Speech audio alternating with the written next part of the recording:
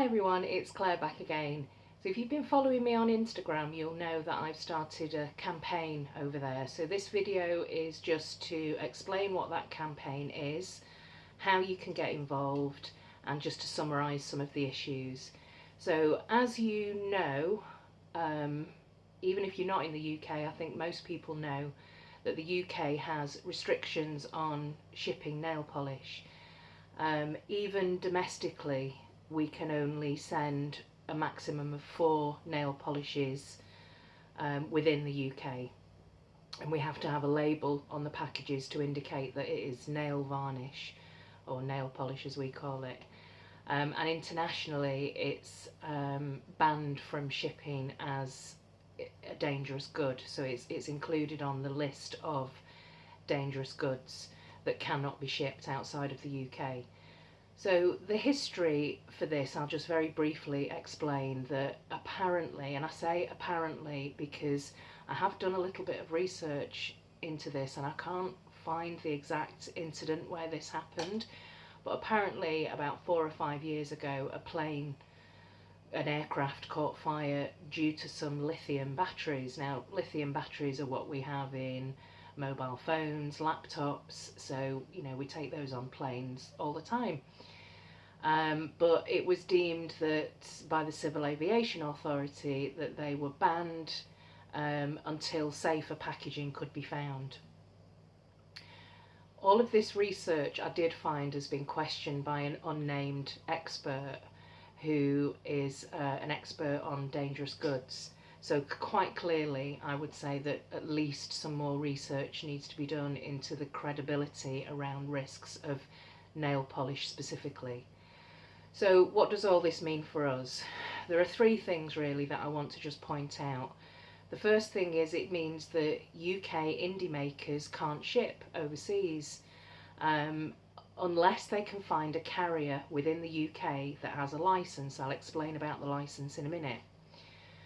But it's a massive loss of income for those makers, a potential income. I see on Instagram all the time people from around the world constantly bombarding indie makers with questions about why can't you send nail polish to me, what I'm prepared to pay for it, I'll pay for the shipping, I'll pay for it, just send it to me. And it's just a constant battle all the time to try and get other people to understand that outside of the UK it's not the indie maker, it's the rules around polish in the UK.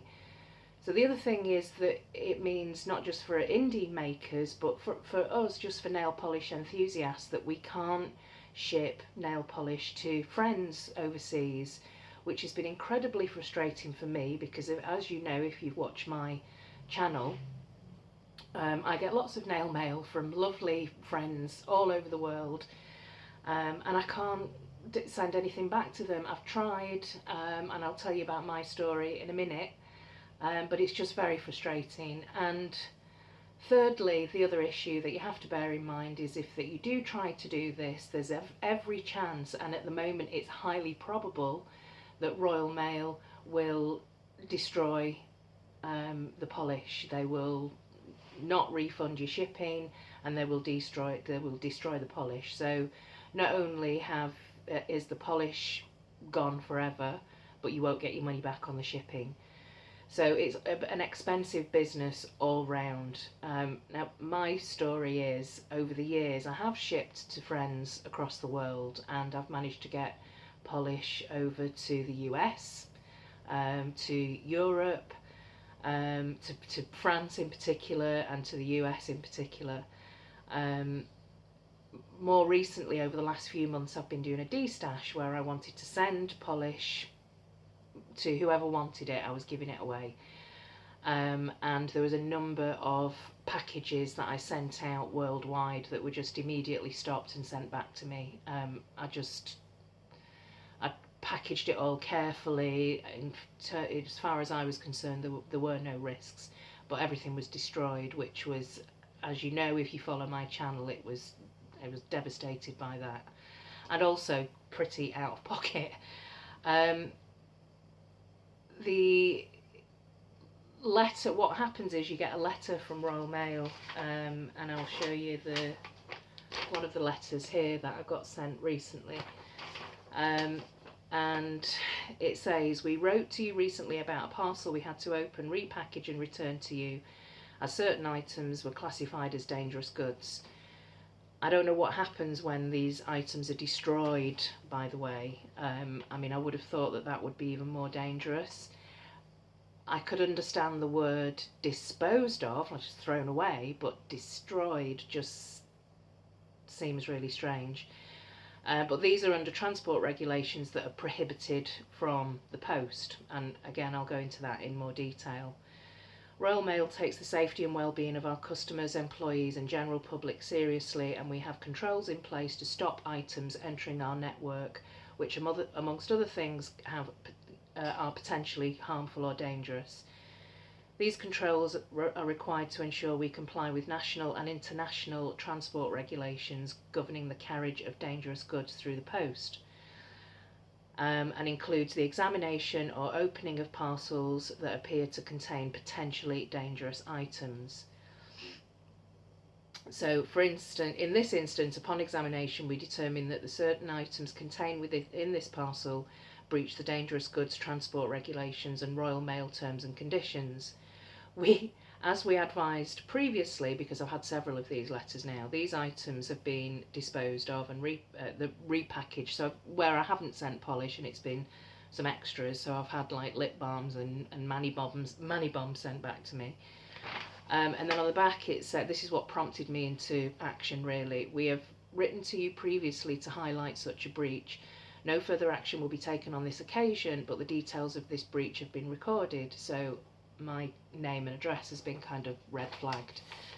And as much as I have a bee in my bonnet about this, I do have to bear in mind that although I'm an individual, Amazon last year, the big online giant Amazon, in September last year, they were actually fined £65,000 in UK courts for ignoring those rules and trying to ship flammable aerosols and lithium batteries. So that's what they were fined, and I don't want that to be part of my life at all. So rather than just sitting and letting it just fester, because it is, to me it's annoying, and I know it's to other people it's extremely annoying, especially to indie makers, because it appears that other countries do have carriers that have licenses issued by the Civil Aviation Authority. So to break this down, what I would say is this is what I want to do. I've got a list of issues and questions and I'm going to go through them, and what I want you to do in the comments is just to add any additional questions that you've got that you want me to raise with the Civil Aviation Authority, or, because that's a bit of a mouthful, I'm just going to call it the CAA. So the questions are, why can other countries' carriers have a license to carry polish? Other countries can do it, so you can ship quite easily from, for example, the US to Canada and back again. Another question is, why can polish be packed in your luggage and taken physically in your luggage overseas, but it can't be posted to a friend overseas on probably the same plane? What I want to know from the Civil Aviation Authority is, what is the actual risk probability of nail polish causing a fire in the cargo hold? Now, pretty much anything can be flammable. Any substance can be flammable. The issue here is, does it actually cause fire? So is it explosive? And in my mind, no, nail polish isn't an explosive substance. It doesn't cause fire. And if it's packed properly, and especially when you think about the cargo hold being in freezing temperatures, I want to know if this has, I'm just looking at my notes here, I just want to know if there's any precedence for this, and if this has ever happened before, has nail polish exploded and caused fire and is at a risk of being a dangerous good? Or has there been a mistake here? Has nail polish got caught up in a list of dangerous items that needs to be reviewed? So so my question is, why do plane makers, why do actual aviation aircraft makers and pilots, because that's an issue as well, sometimes it's down to the decision and the discretion of the pilots, and I think they've also put pressure on the Civil Aviation Authority about fears around smoke and fire, and quite rightly that's understandable, but I don't think people understand quite what nail polish is and how safe actually it is to ship in a plane overseas. And the main question that I've got is, why does Royal Mail, which is our main mail carrier in the UK, not have a licence to carry and ship nail polish? Now, what I did when I got this last letter is I actually phoned the Royal Mail Dangerous Goods Department, which is in Yorkshire. Spoke to a lovely Yorkshire lady on the phone. And first of all, I was completely being fobbed off with it's the ingredients, it's flammable, and when I actually said, well, hang on a minute, what about the cargo hold being freezing temperatures? And I started asking my question, she kind of realised that I'd done a little bit of research on it and I had genuine concerns. And what she said was that actually Royal Mail have tried several times to ask the Civil Aviation Authority to review this particular issue with nail polish, and that it's just been refused time and time again. And she also said, we would love to be able to do it because we're losing out on money. So everybody's losing out on money here, including Royal Mail.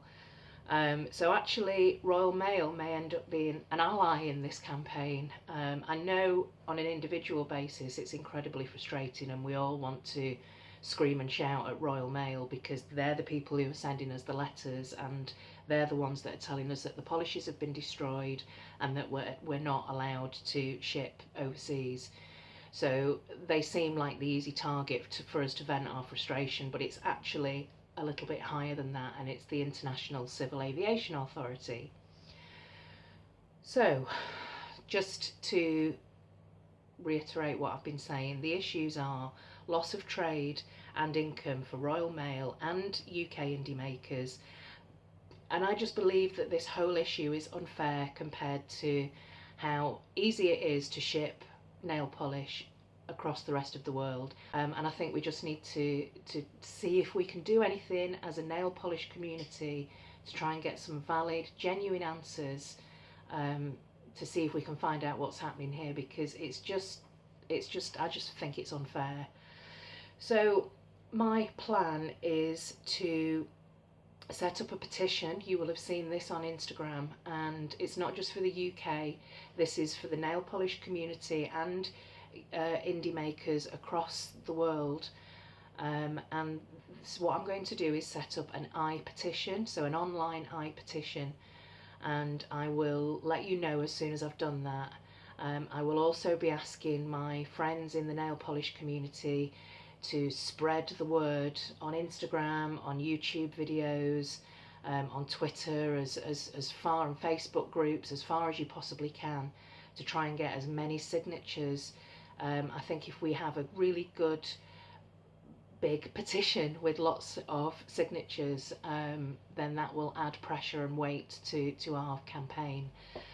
I'm also going to write a letter. So there are two things. I'm going to contact the Civil Aviation Authority directly, their complaints department, with a letter listing our issues and concerns, and also providing a link to the online petition.